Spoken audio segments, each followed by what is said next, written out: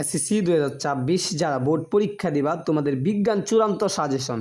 তোমাদের সংক্ষিপ্ত সিলেবাসে মাত্র 6টা অধ্যায় রয়েছে। প্রথম অধ্যায়, দ্বিতীয় অধ্যায়, তৃতীয় অধ্যায়, সপ্তম অধ্যায়, দশম অধ্যায়, 11তম অধ্যায়। এই অধ্যায় থেকে কোন অধ্যায় থেকে কয়টা সৃজনশীল আসবে, কয়টা এমসিকিউ আসবে, কয়টা সংক্ষিপ্ত প্রশ্ন আসবে আমি তোমাদেরকে বলে দিব। জাস্ট তোমরা 6টা অধ্যায় পড়তে হবে না, মাত্র 4টা অধ্যায় পড়ে কিভাবে তুমি A+ নিশ্চিত করবা। বিজ্ঞানে A+ পাওয়া অত্যন্ত সহজ, কেননা তোমাদের মাত্র অধ্যায় দিছে কয়টা, 6টা অধ্যায় দিছে। 6টা থেকে 4টা অধ্যায়ও তুমি যদি শেষ করতে পারো ইনশাল্লাহ A+ পাইবা, 4টা অধ্যায় শেষ করে। ঠিক আছে, তো চলো আমরা দেখি বিজ্ঞানের প্রথম অধ্যায় উন্নতর জীবনধারা। এই অধ্যায় থেকে সিকিউ মানে হলো সৃজনশীল আসবে 1টি, হ্যাঁ, এসকিউ মানে সংক্ষিপ্ত প্রশ্ন আসবে 2টি, এমসিকিউ আসবে 6টি। তো তুমি এই অধ্যায়টা মনোযোগ সহকারে পড়ো। আমি তোমাকে যে অধ্যায়গুলো সাজেস্ট করবো এই অধ্যায়গুলো তোমরা ভালো করে শেষ করবা। তারপরে পড়বা দ্বিতীয় অধ্যায়, জীবনের জন্য পানি। এই অধ্যায় থেকে সৃজনশীল আসবে 2টি। আমি কিন্তু আমার অ্যানালাইসিস থেকে আমি বলতেছি, ঠিক আছে।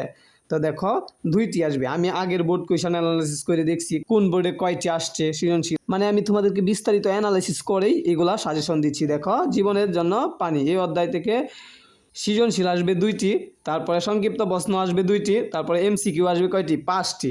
এরপরে দেখো এই 2টা অধ্যায় পড়ার দরকার নাই। তৃতীয় অধ্যায়, সপ্তম অধ্যায়, এই 2টা অধ্যায় অত্যন্ত গুরুত্বপূর্ণ, তুমি এই 2টা অধ্যায় স্কিপ করতে পারো। দেখো পরবর্তী অধ্যায় পড়বা তুমি দশম অধ্যায়, এসো বলকে জানি। এই দশম অধ্যায় থেকে সৃজনশীল 2টা আসবে, ঠিক আছে, মনে রাখবা। সৃজনশীল কয়টা আসবে, 2টা আসবে। এই অধ্যায়টা ভালো করে শেষ করবা সৃজনশীল সহকারে। তারপরে এসকিউ মানে সংক্ষিপ্ত প্রশ্ন আসবে কত, 4টি সংক্ষিপ্ত প্রশ্ন আসবে। তার মানে এই অধ্যায়টা ভালো করে শেষ করতে হবে। এরপরে দেখো এমসিকিউ আসবে 5টি।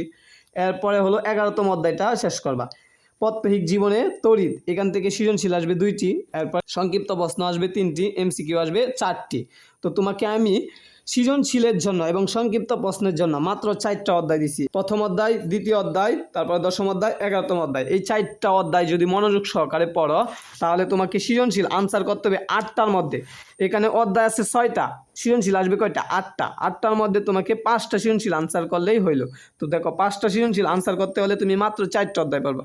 এই যে 4টা অধ্যায় দাগায় দিছি, এই 4টা অধ্যায় থেকে ইনশাল্লাহ 5টা সৃজনশীল তুমি কমন পাবা এবং 50 মার্ক তুলতে পারবা। এরপর সংক্ষিপ্ত প্রশ্ন, হ্যাঁ, আসবে তোমাদের 15টা, মাত্র 10টা আনসার করবা। এখান থেকে যদি 3টা আসে, 4টা আছে, 3 4 7, 7 আর 2 9 আর 2 11, তার মানে 11টি প্রশ্ন এখান থেকে আসতেছে এই 4টা অধ্যায় থেকে সংক্ষিপ্ত প্রশ্ন। জাস্ট তুমি সংক্ষিপ্ত প্রশ্নের জন্য এই 4টা অধ্যায় পড়তে পারো। এরপরে দেখো এমসিকিউ, 30টি থেকে 30টি কী করতে হবে, উত্তর দিতে হবে। তো 30টি উত্তর দেওয়ার জন্য তোমাকে কি করতে হবে, প্রথম অধ্যায় থেকে 6টি, 5টি, পরে 5টি, পরে 5টি, পরে 5টি, পরে 4টি। এটা দ্বারা কি বোঝা যাচ্ছে, দেখো তোমাকে কোনো অধ্যায় বাদ দিতে পারবা না।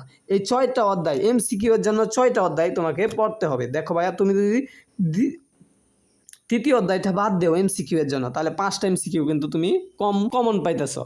তারপরে যদি সপ্তম অধ্যায়টাও বাদ দেও তাহলে 5 5 10টা এমসিকিউ তুমি কমনই পাইতেছো না। তোমাকে কি করতে হবে, এমসিকিউ এর জন্য অবশ্যই মাস্ট বি তোমাকে কি করতে হবে, সবগুলা অধ্যায় 6টা অধ্যায় কি করতে হবে, প্রিপারেশন নিতে হবে।